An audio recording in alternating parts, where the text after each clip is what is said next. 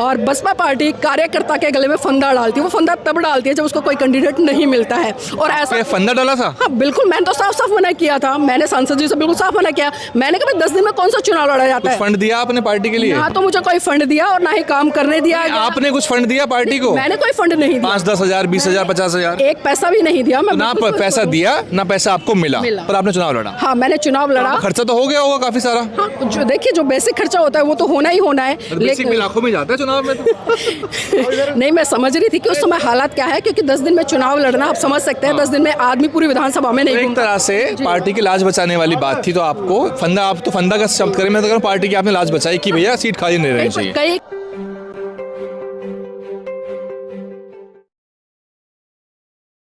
नमस्कार, इस वक्त मैं मौजूद हूं दिल्ली की किराड़ी विधानसभा में, जहां आकाश आनंद की दिल्ली में दूसरी चुनावी सभा है। दिल्ली के चुनाव घोषित हो चुके हैं और लगातार सभी पार्टियों की सूचियां भी आ रही हैं। कल रात को ही बीजेपी की भी चुनावी सूची आई। मेरे साथ नीलम गौतम जी हैं, जो कि पत्रकार भी हैं, बसपाई भी हैं और पूर्व प्रत्याशी भी रह चुकी हैं। कहाँ से चुनाव लड़ा था आपने? सुल्तानपुरी से। अच्छा, अब इस चुनाव के बारे में जानना चाहूँगा कि क्या वर्तमान स्थिति है। आप दिल्ली प्रदेश की अब तक के क्रियाकलापों के बारे में क्या रिपोर्ट कार्ड देना चाहेंगे?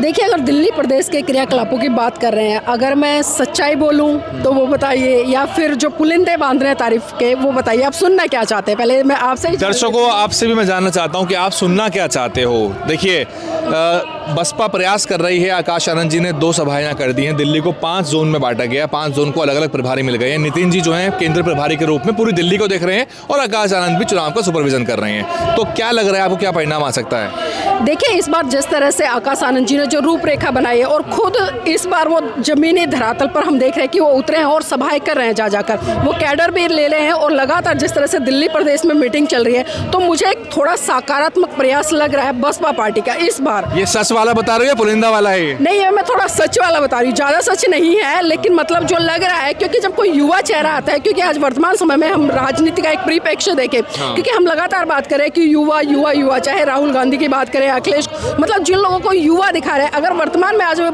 कोई भी इस देश में युवा नेता है तो वो आकाश आनंद है। और आकाश आनंद जिस तरह से लगातार प्रयास करे, वास्तव में वो सराहनीय है। अगर पूरी निष्ठा, ईमानदारी, त्याग, समर्पण है उसमें तो, और इसी दृष्टिकोण से वो आगे भी चलेंगे जो वर्तमान में अभी दिख रहा है। लेकिन फिर मैं एक बात कहना चाहूँगी, क्योंकि जो काम 5 साल लगातार जमीन पर होना चाहिए, क्योंकि बसपा पार्टी संघर्ष भरी पार्टी है, उसके पास में कोई पैसा नहीं है। पंचवर्षीय योजना बन गई चुनाव यहाँ पर। बिल्कुल बिल्कुल, क्योंकि हम अक्सर देखते हैं कि जब जब चुनाव आते हैं 5 या 6 महीने पहले पार्टी सक्रिय होती है। और विडंबना ये है कि अभी 5 फरवरी को वोटिंग है, लेकिन अभी तक जो 70 सीटें हैं उस पर भी, मेरे हिसाब से तो 5-6 भी आपने ज्यादा बोल दिया है। 9 अक्टूबर को जब साहब कांशीराम का परिनिर्वाण दिवस था, उस दिन ही बहन जी ने दिल्ली में 5 जोनों में बांटा है प्रभारियों को। उस दिन ही मीटिंग हो रही थी और उसी दिन के बाद से ही चीजें थोड़ी बहुत सक्रिय होना। जी, मैं उसी संदर्भ में बात कर रही थी, क्योंकि 5-6 महीने पहले और उसके बाद में जो आपने बताया कि साहब कांशीराम जो, क्योंकि उसके हमने देखा हरियाणा का जो रिजल्ट रहा गठबंधन में, उसका भी कहीं ना कहीं जो एक प्रभाव हमें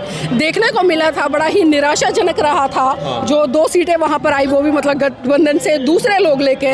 लेकिन यहाँ कहीं ना कहीं 5 साल पूरे बसपा कार्यकर्ताओं को काम करना पड़ेगा। लेकिन विडंबना है कि जिस तरह से चाहे अभी दिल्ली में जो आम आदमी पार्टी है या भाजपा है या एक तरह से हम कांग्रेस की बात करें, मैंने इन लोगों को देखा है, वो रात दिन लोग, मतलब सत्ता में रहने के बावजूद भी जो केजरीवाल की सरकार है वो लगातार काम कर रही है, उसके कार्यकर्ता डोर टू डोर जा रहे हैं। लेकिन वहीं अगर हम बहुजन समाज पार्टी के कार्यकर्ताओं की बात करें, चाहे पर कितने कार्यकर्ता हैं वैसे एक विधानसभा में, कितने होते हैं कार्यकर्ता? चाहे विधानसभा की मीटिंग हो या जिले की मीटिंग हो या फिर दिल्ली प्रदेश की मीटिंग, गिने चुने चेहरे मैं खुद 15-20 साल से देख रही हूँ, वही चेहरे मुझे दिखाई देते। कोई नया परिवर्तन नहीं हो रहा है। जब तक हम नए लोगों को पार्टी से नहीं जोड़ेंगे, जब तक हम नए लोगों में जाकर पार्टी की विचारधारा नहीं बताएंगे, या जो बहन जी के पिछले काम है, क्योंकि हम कब तक पिछले कामों का हवाला देते रहेंगे? कुछ तो हमें नया करना पड़ेगा, कुछ तो परिवर्तन करना पड़ेगा। लेकिन आज हम देख रहे हैं कि कुछ ऐसा परिवर्तन मुझे दिखाई नहीं दे रहा है। हरियाणा वाले प्रभारी जो हैं रणधीर बेनीवाल साहब, उनको तो 10 विधानसभाओं का यहाँ पे प्रभारी बनाया गया, उनको जिम्मेदारी मिली है। उन्होंने हरियाणा में काफी अच्छा परफॉर्मेंस दिया, रिजल्ट आए वहाँ पे। क्या रिजल्ट आए बताइए मुझे? एक भी सीट नहीं आई बस। वोटों में बढ़ोतरी हुई है। कितनी बढ़ोतरी हुई है? पिछली बार का जो वोट परसेंट था विधानसभा का, उससे घटा है आदरणीय जी। मैं आपको बता दूं आपकी जानकारी के लिए, 4 पॉइंट कुछ वोट परसेंटेज था पहले। बीएसपी कह रही है कि हमने गठबंधन में लड़ा है, तो जिन सीटों पर लड़ा है उसमें बढ़ गया। सिर्फ एक सीट है जो सेकंड नंबर पे रही है बसपा की, उसके अलावा बहुत सारी सीटें ऐसी है जो जमानत भी जब्त हुई हैं। और यही आंकड़ा दिल्ली का भी है। दिल्ली में भी जब पीछे 19 में चुनाव हुए थे विधानसभा के, एक भी सीट ऐसी विधायक तो आ गए होंगे, मैंने ध्यान नहीं दिया चुनाव के बारे में हरियाणा का इस बार। 10-15 विधायक तो आ ही गए होंगे। एक भी नहीं है, 0 है। 2 आए सिर्फ गठबंधन से, वो भी इनेलो का जो गठबंधन था उनके प्रत्याशी, बसपा का एक भी अच्छा, विधायक नहीं आए, 0। तो ये बेनीवाल साहब को 10 विधानसभा मिल गई है, तो उनको तो देखिए राजनीति में बेनीवाल जी ने जो हरियाणा में कमाल किया, शायद वो कमाल वो दिल्ली में भी कर देंगे। और हम अक्सर देखते हैं कि जो बाहर के प्रभारी लगाए जाते हैं, शायद वो इतनी निष्ठा ईमानदारी से काम नहीं कर पाते, क्योंकि जो व्यक्ति ग्राउंड से जुड़ा होगा, जो लोकल होगा, वही उस क्षेत्र की स्थिति को समझता है। अगर फॉर एग्जांपल मैं बात करूँ, यहाँ का दिल्ली का कोई लोकल प्रभारी होता, वो क्योंकि हर चीज़ को लक्ष्मण सिंह जी लोकल हैं, दिल्ली के अध्यक्ष हैं वो। हाँ देखिए, लक्ष्मण सिंह जी लोकल है, लेकिन हम देख रहे हैं परिणाम क्या रहे हैं, क्योंकि इनके नेतृत्व में पिछला चुनाव भी हुआ था। उसके बाद में आपने देखा जो नगर निगम के चुनाव वो भी हुए। मेरा सवाल है, देखो आप नेता हो इसलिए आपकी भाषण की शैली है, लेकिन मैं सवाल पूछूंगा बीच बीच में। हाँ, क्योंकि आपने चुनाव भी लड़ा है। अच्छा, सवाल ये है कि राजनीति में और कॉर्पोरेट में भी, सरकार में भी, जो काम नहीं करेगा वो डिमोट हो जाएगा। आपसे नहीं हो रहा तो और लोग हैं काबिल, भाई हजारों काबिल लोग हैं, हजारों प्रोफेसर्स, लॉयर्स हैं, बहुत लोग हैं। तो ऐसा क्यों नहीं है कि जो लोग परिणाम नहीं लाते उनको और रिवॉर्ड करती हैं बहन जी? ऐसा क्यों हो जाता है कि आपको और विधानसभा दे दी काम करने के लिए? भाई जब पहले ही नहीं कर पाए तो आप क्या करेंगे? उन्हीं को ही रगड़ते रहेंगे? देखिए, अक्सर यही होता है। जैसे पिछली बार दिल्ली में चुनाव हुए, दिल्ली के नतीजे आए, सब पे जमानत जब्त, हमने देखा जमानत जब्त हो गई। उसके बाद जो प्रभारी उस पर ठीकरा फोटा, उसको दूसरे राज्य में लगा दिया। लेकिन फिर अभी दिल्ली में है तो वही प्रभारी फिर यहाँ पर आ गए। तो मतलब आप समझिए कि जब कार्यकर्ता रुष्ट हो जाता है तब तो उसे थोड़े समय के लिए दूसरे स्टेट भेज दिया जाता है, लेकिन जैसे ही चुनाव आते हैं उसको, क्योंकि आज बहुजन समाज में योग्यता की कमी नहीं है। अभी आपने जिस तरह से बात की, प्रोफेसर लोभी भी है, तमाम लोग हैं, आप उनको मौका दीजिए ना, नए लोगों को लाइए, नए लोगों पर एक बार विश्वास तो जताइए। हम कब तक पुराने लोगों पर विश्वास करते रहेंगे? और जो लोग आज बड़ी बड़ी बातें कहते हैं कि जो नए लोग आते हैं वो स्वार्थी होते हैं, तो मैं सवाल उनसे भी करना चाहूँगी, जो प्रत्याशी आप ढूंढ कर लाते हो ऑन द स्पॉट, तो क्या वो पुराने होते हैं? क्या वो कैडराइज होते हैं? क्या वो मिशन मूवमेंट के प्रति समर्पित होते हैं? तो प्रत्याशी है ही नहीं यहाँ पे। पूरे देखो, सबकी सीट आ गई। आम आदमी पार्टी 70 सीट दे दी। एक जमाना था बसपा जानी जाती सबसे पहली सूची जारी करने के लिए। अब तब तो करेंगे जारी जब कुछ काम हो रहा हो, कोई लड़ना चाहेगा। अगर एक आध साल पहले चुनाव के प्रत्याशी तैयार कर दिए होते 70 के 70, तो ज़्यादा बेहतर परिणाम आ सकता था। मैं भी तो वही कह रही थी ना अभी आपसे, क्योंकि 5 तारीख को वोटिंग होनी है। 2 दिन पहले आपको पता है चुनाव आयोग का जो डंडा है बच जाता है, चुनाव प्रचार खत्म हो जाता है। मतलब मुश्किल से आपके पास में 20 दिन है।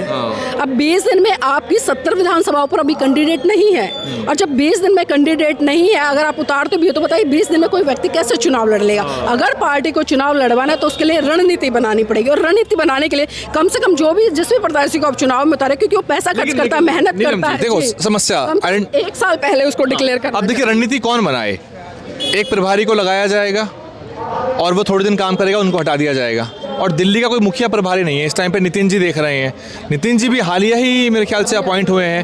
तो अगर 1 आध साल या 2 साल किसी प्रभारी को ईमानदारी से रुक के काम करने का मौका नहीं मिलेगा तो कैसे काम होगा फिर? मैं वही कह रही हूँ कि बार बार चीज़ों को हमें समझना पड़ेगा, और सबसे पहले हमें उन लोगों का मौका देना पड़ेगा जो समर्पित हैं। अब समर्पण की जांच कैसे हो, ये भी सबसे बड़ा सवाल होता है, क्योंकि आज हम देखते हैं कि हमारे लोगों में जो साहब काशीराम जी ने समर्पण किया उस तरह की भावनाएं नहीं है। आज सिर्फ हम चुनावी मेंढक की तरह टर्टल करते तो आ जाते हैं, जैसे ही चुनावी होता है हम मेंढक की तरह कूदने लगते हैं कि भाई चुनाव आ गया, चुनाव आ गया। और 2-3 महीने पहले हम प्रत्याशी को ढूंढना शुरू करते हैं, और प्रत्याशी भी किसको? जो ठीक ठाक पैसा खर्च कर सके, क्योंकि आज लोकतंत्र की जो डेफिनेशन है बिल्कुल अलग कर दिया है। क्योंकि पहले क्या होता था कि एक लोकतांत्रिक देश में एक आम आदमी भी चुनाव लड़ सकता था, लेकिन आज एक चुनाव की डेफिनेशन में पैसा हो, बाहुबली हो, मतलब इस तरह के। आखिरी सवाल ये कि किस परिणाम को बसपा का जो 8 तारीख को रिजल्ट आएगा, किस परिणाम को अब अच्छा परिणाम मानेंगे? कि क्या हो जाए कि अच्छा परिणाम कह सकते हैं उसको? देखिए, मैं तो कहती हूँ अगर 70 विधानसभाओं पे कैंडिडेट मिल जाते हैं, गुड वेल।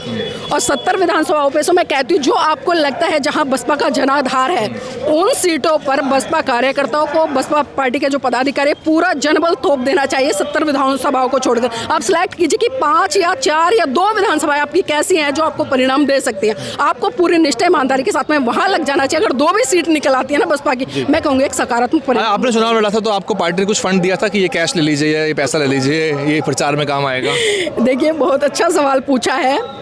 और बसपा पार्टी कार्यकर्ता के गले में फंदा डालती है। वो फंदा तब डालती है जब उसको कोई कैंडिडेट नहीं मिलता है। और ऐसा फंदा डाला था? हाँ बिल्कुल, मैंने तो साफ साफ मना किया था। मैंने सांसद जी से बिल्कुल साफ मना किया। मैंने कहा 10 दिन में कौन सा चुनाव लड़ा जाता है? फंड दिया आपने पार्टी के लिए? ना तो मुझे कोई फंड दिया और ना ही काम करने दिया। आपने कुछ फंड दिया पार्टी को? मैंने कोई फंड नहीं दिया। 5-10 हजार, 20 हजार, 50 हजार, एक पैसा भी नहीं दिया। मैं ना पैसा दिया ना पैसा आपको मिला, पर आपने चुनाव लड़ा। हाँ, मैंने चुनाव लड़ा। खर्चा तो हो गया होगा काफी सारा। हाँ, जो देखिए जो बेसिक खर्चा होता है वो तो होना ही होना है, लेकिन लाखों में जाता है चुनाव में तो। नहीं, मैं समझ रही थी कि उस समय हालात क्या है, क्योंकि 10 दिन में चुनाव लड़ना आप समझ सकते हैं। 10 दिन में आदमी पूरी विधानसभा में नहीं। एक तरह से पार्टी की लाज बचाने वाली बात थी, तो आपको फंदा, आप तो फंदा का शब्द करें, मैं तो कह रहा हूं पार्टी की आपने लाज बचाई कि भैया सीट खाली नहीं रहनी चाहिए। कई कार्यकर्ताओं को उतारा गया था। 20 की बात है ये। हाँ। तो 20 में तो 70 सीटों में 68,000 वोट आए हैं 2020 में, जब विधानसभा चुनाव हुए थे दो, तो उसमें आप चुनाव लड़ी थी ना आप, तो 70 सीटों पे 68,000 वोट आए थे। तो ऐसे आपके जैसे फंदा वाली बात आपने कर दी है, कितने लोग होंगे 70 में से? कई कार्यकर्ता थे, कई कार्यकर्ता, क्योंकि जहाँ जहाँ कैंडिडेट नहीं मिल रहे थे, लास्ट में कार्यकर्ता को बोला कि आप लड़िए, पार्टी लड़ाना चाहते हैं आप लड़िए।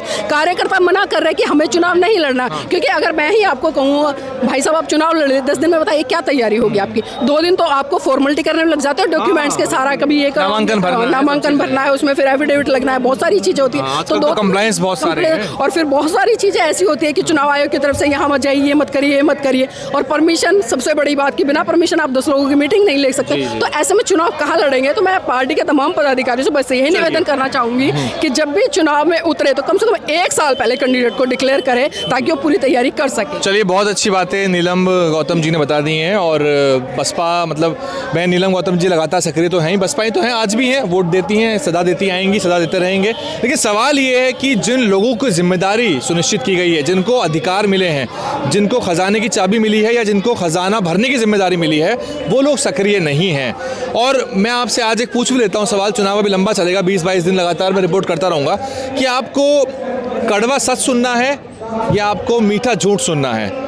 क्योंकि पत्रकार जो है वो आईना लेकर घूमता है, उसमें वही चीज़ आ जाएगी जो नेता के सामने सच्चाई दिख जाएगी आपको। और प्रचार का जिम्मा जो है वो पत्रकारों का या मीडिया का नहीं है, प्रचार का जिम्मा पार्टी का है। हम तो आपको बता सकते हैं क्या संभावना है, क्या कुछ हो रहा है। बाकी नीलम गौतम जी की जो बात है उस पर आप क्या कुछ कमेंट करना चाहते हैं, क्या कुछ टिप्पणी करना चाहते हैं, कमेंट करिए और सब्सक्राइब करिए, चैनल को सब्सक्राइब करके वीडियो को लाइक करिए, शेयर करिए। बहुत धन्यवाद। DNN हिंदी को सब्सक्राइब करने के लिए दबाएं लाल रंग का सब्सक्राइब बटन और घंटी का बटन दबाकर ऑल नोटिफिकेशन पर क्लिक करें। चैनल को जिंदा रखने के लिए नीले रंग का ज्वाइन बटन दबाकर चैनल को आर्थिक सहयोग करें।